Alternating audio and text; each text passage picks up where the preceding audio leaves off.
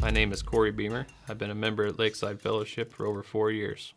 I was born and raised in Bedford, Iowa, down in southwest Iowa. It was a very good, I would say, Christian home. I mean, my mom was a believer, and I'm not sure about my dad at the time.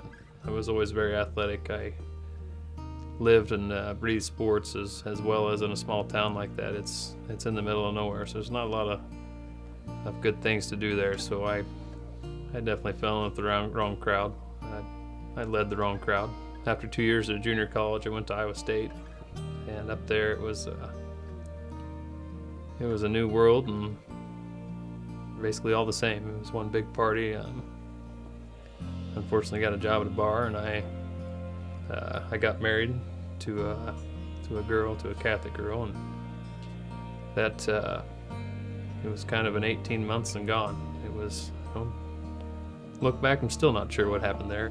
I went right back to the only thing I knew, and that was how to make people laugh and make people have fun at the bar. I was just floating around. I didn't really have a purpose. I just bounced around.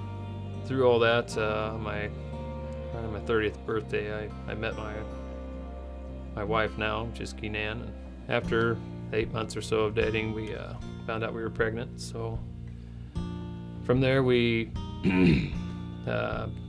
got married out here at the golf course, and that was our firstborn son, Hudson. And about that time, a gentleman approached me, and he was in a similar industry that I am, and really, I could tell he had things together. I could tell that he had something I didn't have, and I wasn't sure what that was at the time. But he began to tell me, and after that time, some people from Lakeside came to our house, and when we made him dinner, it was nice, and we sat down, and I really heard the gospel for the first time. It had been preached to me before, but I actually heard it this time, and the thing that I really remember for that is that I am a sinner, and I am going to hell, and that stung, and I was like, wow. At the time, I was like, yeah, this is all my decision and all that, but now that I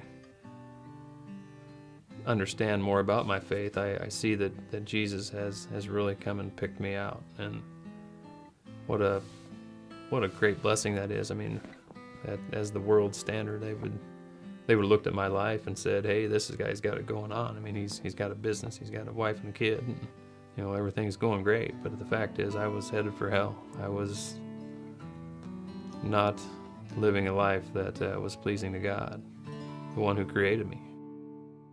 In my experience as a boss and a business owner, I probably wouldn't be able to work for anybody else because I'm pretty bold with bringing the gospel.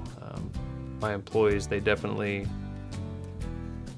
through their hardships, I try to approach it with love, but it's an instant opportunity for me to share Christ with them. That's my opportunity to show these guys, like, hey, my outlook on this is it's going to be okay. You guys might think, oh my goodness, that $20,000 skid loader just blew up. What are we going to do? And I'll look at it and say, well, we'll just get along without it, or whatever it is. And they see that calmness in me. It's the thing that drives me in my business now. It's just such a wonderful feeling, I guess, to know that I'm taken care of. It doesn't mean I don't go out and try as hard as I can every day, but it's great to have him just lead the way.